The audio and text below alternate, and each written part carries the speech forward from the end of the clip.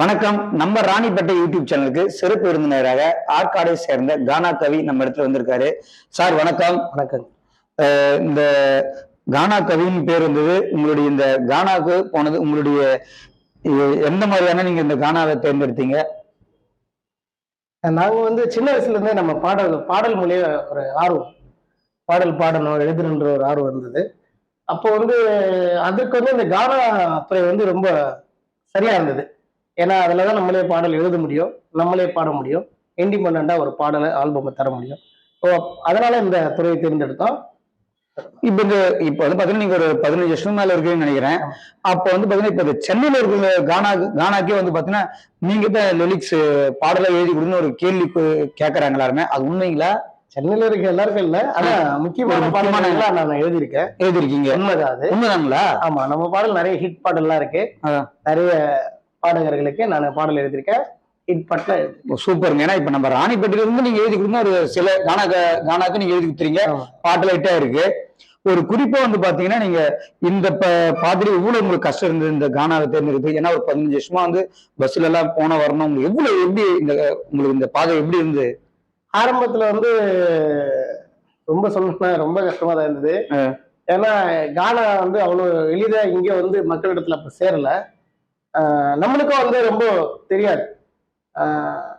சென்னை தான் கானா, சென்னை தான். அதுவும் சென்னையோட கலை, கலை மாதிரி அது சென்னை தான். அப்போ அந்த கலையை நம்ம விருப்பப்பட்டு தேர்ந்தெடுத்து போகும்போது அங்கதான் போகணும். நம்ம இங்க எதுவுமே பண்ண முடியாது. அங்க போயிட்டு அந்த கானாவுடைய பாடல்களை எப்படி இது பண்ணணும், அந்த பாடலுடைய எப்படி நம்ம மியூசிக் பண்ணணும், எப்படி போடணுன்றதுக்காக இங்கிருந்து தான் போய் ஆகணும். ஒரு முறையுமே ஆற்காடுல இருந்து சென்னை போனாதான் சாங் ரெக்கார்டிங் பண்ண முடியும், சென்னை போனாதான் ஆல்பம் பண்ண முடியும், சென்னை போனாதான் ஷூட் போயிட்டு ஒரு ஆல்பமா வெளியிட முடியும். அதனால நிறைய கொஞ்சம் கிடையாது, சிரமங்கள்லாம் ரொம்ப கடினமா இருந்தது. சரிங்க. கடினமா இருந்து 15 வருஷத்துல நீங்க நிக்கிறீங்க. முதல்ல எந்த பாட்டு நீங்க கானா பாட்டு நீங்க எழுதி பாடின பாட்டு? நான் ஒரு லைன் எடுத்து பாடுங்க. கண்டிப்பா.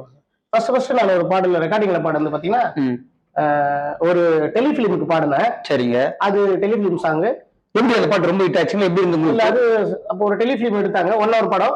ஒரு பாட்டு பாடணும். ஆனா கானால நான் பாடுனா முதல் பாடல் சபேஷ் சலமன் ஒரு அண்ணன் கிட்ட மியூசிக் டேரக்டர்ல பாடினேன். நீ தங்கம் தம்மா ஏ சங்கீதம்மா, உன்னை போல பொண்ணு இந்த உலகில் யாரம்மா, மேற்பாரி சகரி நீ நானுமா, நீ தங்கம் தம்மா ஏ சங்கீதம்மா, உன்னை போல பொண்ணு இந்த உலகில் யாரம்மா, மேற்பாரி சகரி நீங்க நானுமா. இதுதான் கானால பாடின முதல் பாட்டு. உங்களுக்கு இந்த பாட்டு பாடி முடிச்சுன்னா எப்படி இருந்தது?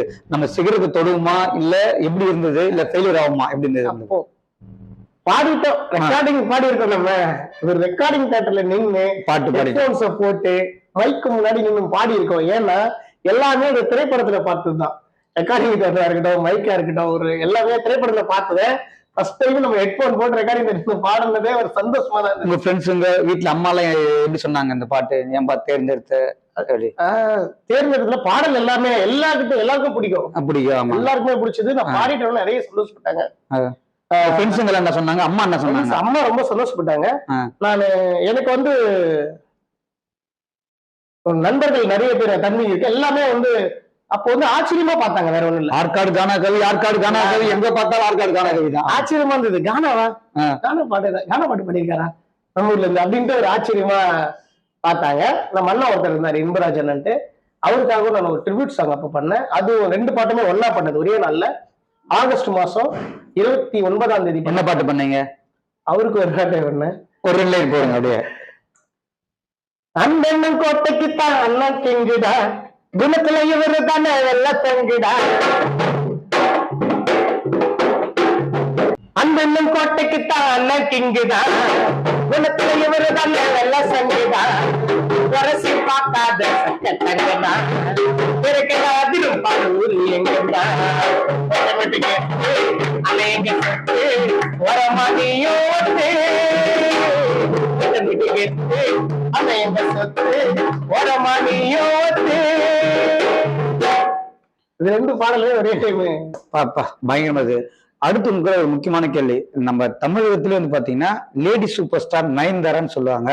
நீங்க 2018 2019 சன் டிவிலேயே வந்து பாத்தீங்கன்னா ஒரு 1 ஹவர் ப்ரோக்ராம், அதான் நம்ம சென்னை காணான்ட்டு ஒரு லேடி சூப்பர் ஸ்டார் நயன்தாராவோட இருக்கிறீங்க. ஆமா. அது எப்படி இருந்து நயன்தாராவோட நீங்க சன் டிவில நடந்து நிகழ்ச்சி கூப்பிட்டு இருந்தாங்க, அவங்களுக்காக ஒரு சாங் பண்ணணும், அவங்களுக்காக ஒரு பாட்டு எழுதி பண்ணணும்னாங்க. என்ன பண்ணீங்க அங்க?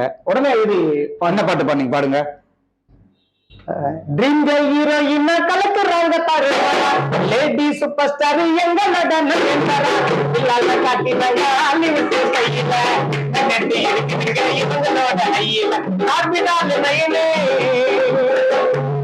பார்பிடால் நயனே எட்டு சுடி போட்ட குயினே, இவங்க கோலி விட்டு முன்னே, நாங்க எல்லாம் நயன்தாரா ஃபேனு. இப்ப நீங்க அந்த சன் டிவில நயன்தாரா மேடம் கூட நீங்க டான்ஸ் கூட ஆட சொல்லி கூப்பிட்டீங்க. ஆமா, ஆமா. என்ன சொன்னாங்க அவங்க? ரொம்ப நல்ல மனசு கொண்ட ஒரு கதாநாயகி, நிஜமாவே அவங்க ஒரு கதாநாயகின்னு சொல்லுவோம், நிஜநாயகின்னு சொல்லுவோம். ஏன்னா நாங்க வந்து கேட்ட உடனே 2018 இருக்கும்னு நினைக்கிறோம். கேட்ட உடனே வந்து அவங்க ஒரு முறைதான், 2வது முறை கேட்கும் போது அவங்க வந்துட்டாங்க. அது போல வந்து நிஜமா ஒரு நாயகியை நாங்க பார்த்ததே கிடையாது. ஏன்னா நம்ம பார்த்திருக்கோம், எல்லாருமே தூரம் இருந்து பார்த்திருக்கோம், ஒரு செல்ஃபி எடுக்க போவாங்க, அது கூட நயன்தாரானால எல்லாமே பெரிய இப்ப நீங்க அதை முடிச்சுட்டு வந்தோம்னா ஆற்காட்டுல உங்களுக்கு மக்களுடைய எப்படி இருந்து வர்றது, உங்க ஃப்ரெண்ட்ஸுங்க என்ன சொன்னாங்க? ஐயோ தானா கவி இப்படி என்ன சொன்னாங்க? அதான் அவங்க வந்து உடனே வந்தாங்கண்ணா, உடனே இறங்கி வந்தாங்க. உண்மையிலேயே நிஜமான அவங்க நாயகி, நல்ல மனசு கொண்டாங்க, எல்லாருக்கும் மனசு அவங்களுக்கு ரொம்ப, எல்லாருக்கும் எங்ககிட்ட ரொம்ப நல்லா பேசினாங்க, பழகினாங்க நயன்தாரா மேம். அந்த ப்ரோக்ராம் டெலிகாஸ்ட் ஆகும்போது எல்லாருக்குமே ஆச்சரியம், பிளாஸ்ட், எல்லாமே தம்பி போன் வந்துட்டே இருக்கு, எல்லாரும் வயது அதிகமா இருக்கவங்களும் சரி, குறைவா இருக்கவங்களும் சரி, அம்மாங்களும் எல்லாருக்குமே சன் டிவியில பார்த்தேன் உங்களை, அதுவும் நயன்தாரா கூட டான்ஸ் ஆடுறீங்களே, நான் இன்னொன்னு அவங்க சொல்ல எனக்கு ஒரு சந்தோஷம் தான். நம்ம ராணிப்பேட்ல இருந்து போயிட்டு நீங்க சன் டிவில இருந்து நம்ம ராணிப்பேட்டைன்னு சொல்லுங்க, ஏன் குறிப்பா நம்ம ராணிப்பேட்டை ஒரு பெரிய ராணி மாநகரம். நம்ம ராணிப்பேட்டை ஒரு படிப்படியா இந்த 15 வருஷமா பஸ்ல போயிட்டு அங்க போய் ரொம்ப கஷ்டப்பட்டு நீங்க வந்து உங்களுடைய நீங்க சொல்லியிருக்கீங்க, நிறைய இன்டர்வியூல பார்த்திருக்கோம், பஸ் பேர் கூட காசு இல்லாம ரொம்ப கஷ்டப்பட்டு தான் ஆமா இந்த இடத்த வந்து சொன்னீங்க. இன்னொரு குறிப்பா வந்து பாத்தீங்கன்னா, இப்ப இந்த சினிமால வந்து பாத்தீங்கன்னா கோமாளி இந்த படத்துல இருந்து இப்ப உங்களுடைய பாட்டாக எழுதிருக்கீங்க சொல்றீங்க, அதுல ஒரு லைன் பாடுங்க பாக்கலாம். அந்த பாடல் வந்து வேற ஸ்டைல்ல பண்ணியிருப்பாரு இப்பா பாதி சாரு. சரிங்க. ஆனாலும் அந்த பாட்டு எதுல இருந்து உருவாச்சுன்றது அந்த ஒரு லைன் அது நம்ம வேற மாதிரி எழுதிருந்தோம். தேன்னு மிட்டாய் தேவையில்லை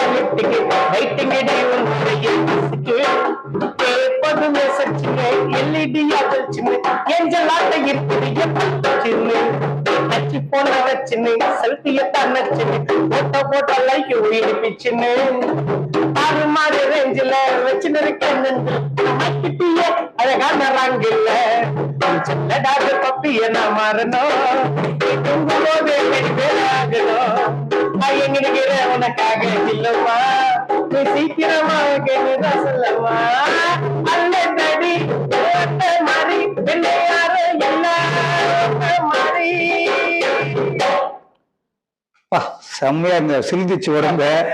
அடுத்து வேற உங்களுக்கு நீங்க எழுதி பண்ண கானாலே எது ரொம்ப பிடிச்ச பாட்டு? ஏதாவது ஒரு பாட்டு சப்போஸ் நீங்க லவ் பண்ணிக்கலாம், அதுன்னு ஒரு பாட்டு எழுதிக்கலாம், ஏதாவது ஒரு பாட்டு போடுங்க. நம்ம ராணிப்பேட்டை மக்கள் எல்லாமே எனக்கு பிடிச்ச பாட்டு தான். நான் எழுதின பாட்டு 2-3 பாட்டு 2 லைன் பாடுங்களா? நானு ரொம்ப இப்ப உங்களுக்கு முன்னாடியே பாடின தங்க நம்ம சங்கீதம் மாதிரி ஒரு பாட்டு பாடுங்க. பாடிடாது ஆல்ரெடி, அப்படின்னா இன்னொரு பாட்டு பாடுறேன் உங்களுக்கு. சரி பாருங்க.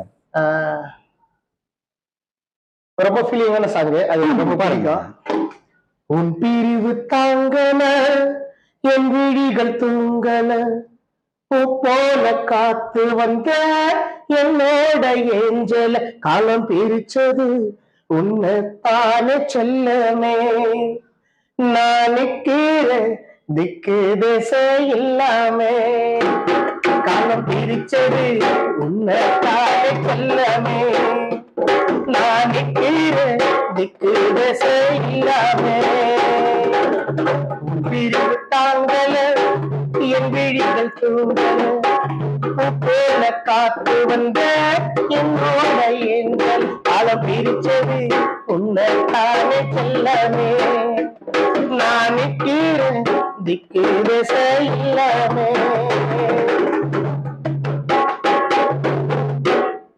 இப்போ ஒரு கேள்வி, என்ன ஒரு முக்கியமான கேள்வின்னு பாத்தீங்கன்னா, இப்ப சினிமா துறையில வந்து அடுத்த கட்டத்துக்கு நீங்க என்ன உங்களுடைய நகர்வு எப்படி இருக்கு? எப்படி அந்த பயணிச்சுன்னு இருக்குங்க? நல்ல திரைப்படம் எழுதியிருக்கேன் பாடல். இல்ல அடுத்த கட்டத்தை நோக்கி போகணும்னு சொல்லுவாங்க. ஏன்னா நீங்க 15 வருஷமா கண்டிப்பா கஷ்டப்பட்டு கேட்டுட்டு தான் ஒரு இருக்கணும். படத்தை எழுதிருக்கீங்க. அடுத்த கட்டத்தை என்ன உங்களுடைய இலக்கு எப்படி போயிருக்கு? இலக்கு வந்து போயிட்டே இருக்கணும்ண்ணா. கண்டிப்பா இலக்கு என்பது எனக்கு இன்னும் சொல்ற மாதிரி இல்ல.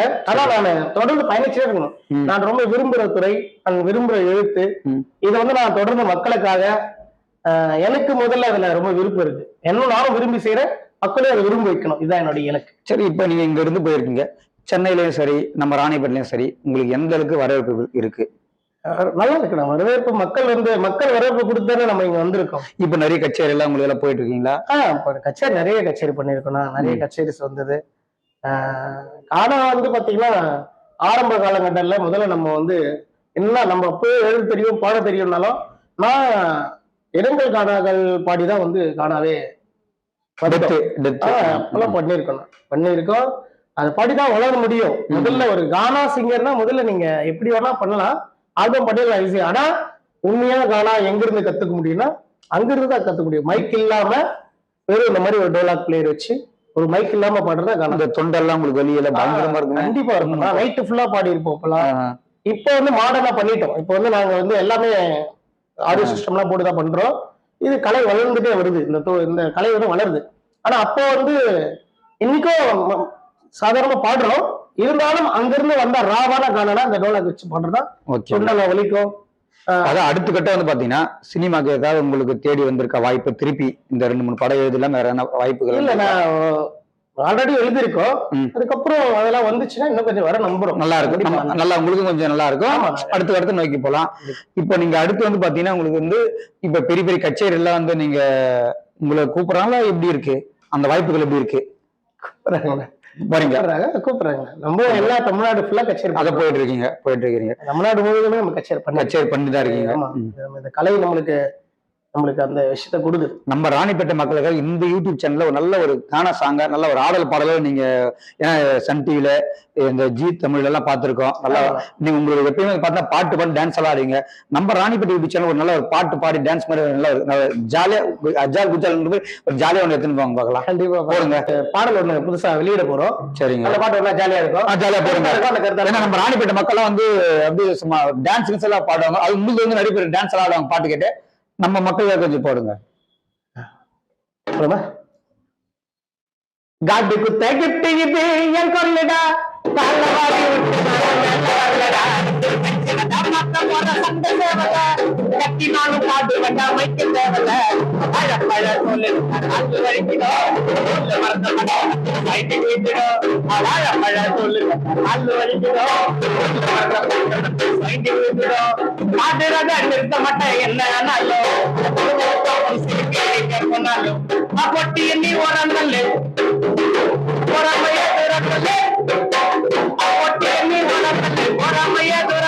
திறமையாக முன்னேறி போட்ட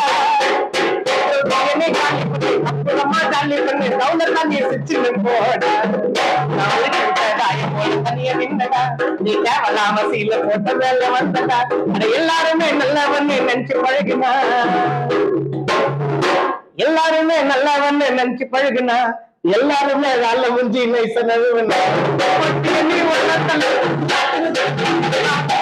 ஒரு லிரிக்ஸ் எல்லாம் வந்து பாத்தீங்கன்னா வித்தியாசமா இருக்கு. எப்படி நீங்க எழுதுறீங்க அதெல்லாம்?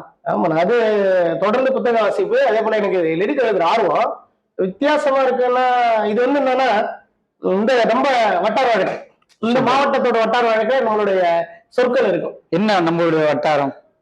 இப்போ நீங்க பாத்தீங்கன்னா இப்போ ஏனுங்க என்ன கோயம்புத்தூர்ல பேசுவாங்க. ஆமா ஆமா. இல்லை வாழையப்போல ஒரு வட இருக்கு அம்பேத்கர் மாவட்டம். அப்புறம் நம்ம சென்னையில பார்த்தலாம் என்ன ரொம்ப ஜாலியா இருக்கும். இது நம்ம வட்டார வழக்குக்கு ஏற்ற மாதிரி ஒரு சொல் இருக்குல்ல, நான் எப்படிதான் இருக்கேன் அப்படி அந்த மாதிரியான வட்டார வழக்கு சொல், இந்த வட்டார வழக்கு சொற்களை நான் பயன்படுத்துவேன். Super super. அதனால கொஞ்சம் காணாத வித்தியாசமா காணாது. கடைசியா உங்ககிட்ட ஒரு கேள்வி, என்ன கேள்வி பார்த்தீங்கன்னா, நீங்க என்னென்ன சினிமாக்கு என்னென்ன சாமிக்கெல்லாம் வந்து நீங்க உங்களுடைய பாட்டல எழுதிருக்கீங்க? நான் எல்லா விதமான பாடலுமே எழுதுவேன். எனக்கு கான்செப்ட் கொடுத்தா போதும், எல்லா பாட்டுமே நான் எழுதுவேன்.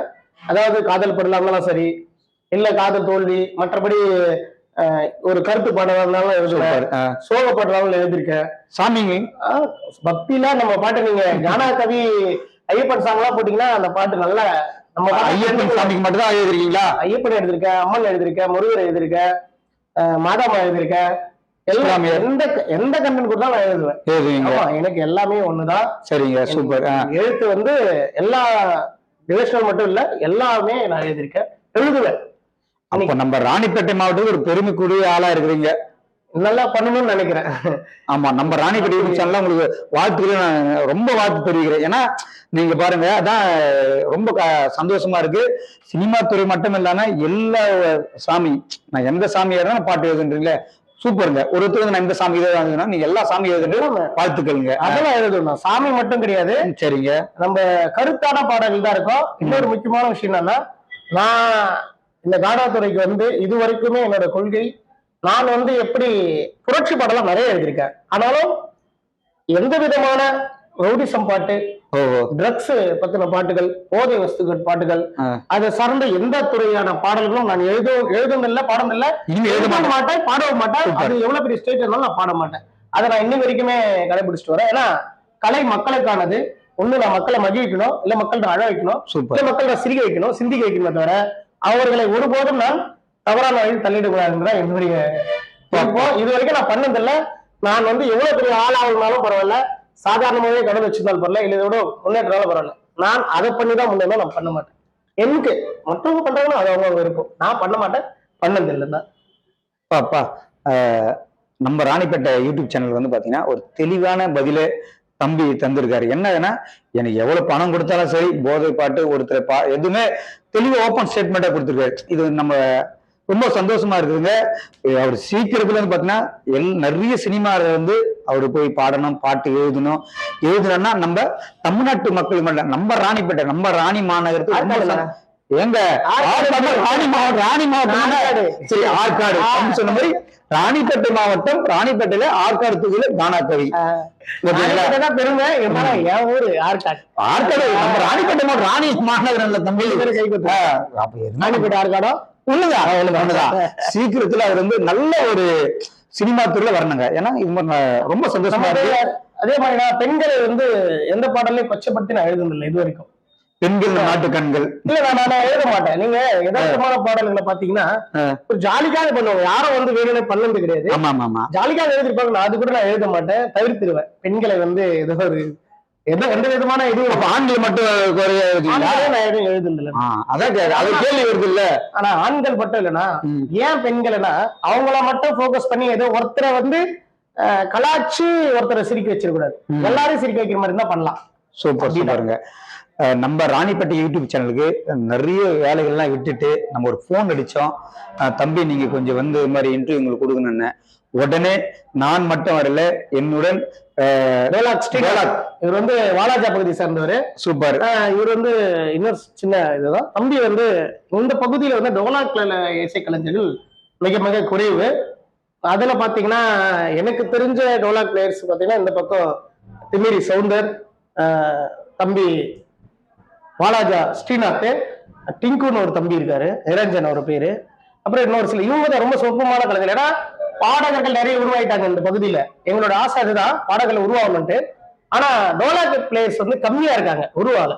அது ரொம்ப கடினம் டோலாக் வாசிக்கிறது. உடனே வந்துட்டு அப்படி தக்க தக்கத்தான் அப்படி விரல விளையாடுதுங்க. இது பரவாயில்லண்ணா, நீங்க வந்து முதல்ல மிரட்டுவா, அப்படி ரொம்ப அருமையா வாசிக்கக்கூடிய தம்பிகள்.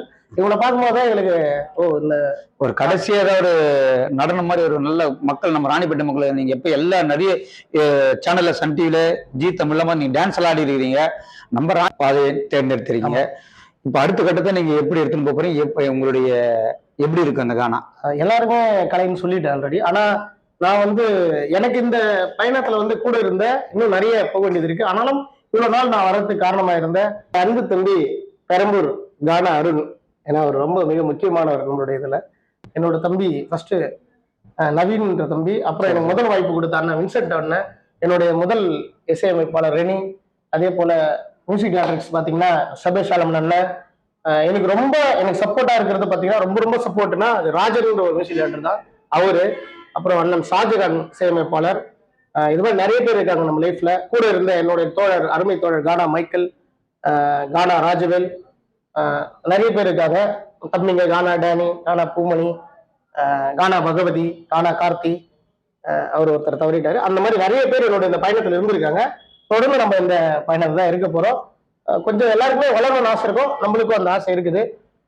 யார் பேர் விடுபட்டுச்சுன்னு தெரியல. இவ்வளவு நாளா என் கூட எனக்கு சப்போர்ட்டா இருந்த டிவாம், ஜெய் கணேஷ், அந்த மாதிரி பிரபு உள்ளிட்ட அனைவருக்குமே இந்த நேரத்தில் இந்த காணொலி வாயிலா நான் உங்களுக்கு நன்றி சொல்லிக்கிறேன். இன்னும் நிறைய பேரை நான் மறந்துருப்பேன், இருந்தாலும் அனைவருக்குமே நன்றி. இது வந்து பாத்தீங்கன்னா எனக்கு தெரிஞ்சு இவ்வளவு பேர் வந்து யாருமே கூட இருந்து நான் பயணிச்சு சொல்ல மாட்டாங்க. டோட்டலா நன்றி வணக்கம் சொல்றேன். ஆனா நீங்க இவ்வளவு பேரு சொல்லி ரொம்ப கஷ்டப்பட்டு தான் அந்த இடத்துக்கு வந்துறீங்க. இவ்வளவு நேரத்தை நீங்க உங்களுடைய எங்கேயும் வெளியே வேலை இருந்திருக்கும், நாங்க ஒரு போன் அடிச்சா நீங்க வந்ததுக்கு ரொம்ப நன்றிங்க. அனைவருக்குமே நான் பயணிச்ச எல்லா கானா பாடகர்களுக்கும் இந்த இடத்துக்கு நம்ம வரணும்னா நிறைய நண்பர்களை சந்திக்கணும். நிறைய நண்பரை சந்திச்சிருக்கேன், நிறைய கானா பாடல்கள் எனக்கு கூட இருந்திருக்காங்க. அனைவருக்குமே அந்த நேரத்துல நன்றி. கானா பாடல்களா இருக்கட்டும், கானா ரசிகர்களா இருக்கட்டும், உங்களாலதான் நாங்க இங்க வந்து நிக்கிறோம். ரொம்ப ரொம்ப மகிழ்ச்சி. நீங்க எல்லாருமே வந்து ஆதரவு கொடுங்க, எனக்கு மட்டும் இல்ல எல்லாருக்கும் ஆதரவு கொடுங்க. நாங்க நிச்சயமா வந்து இந்த கலையை மக்களுக்கானதாக நாங்க மாற்றணும்னு முயற்சி பண்றோம், கண்டிப்பா பண்ணுவோம். அனைவருக்குமே நன்றியும் வணக்கம். வணக்கம்.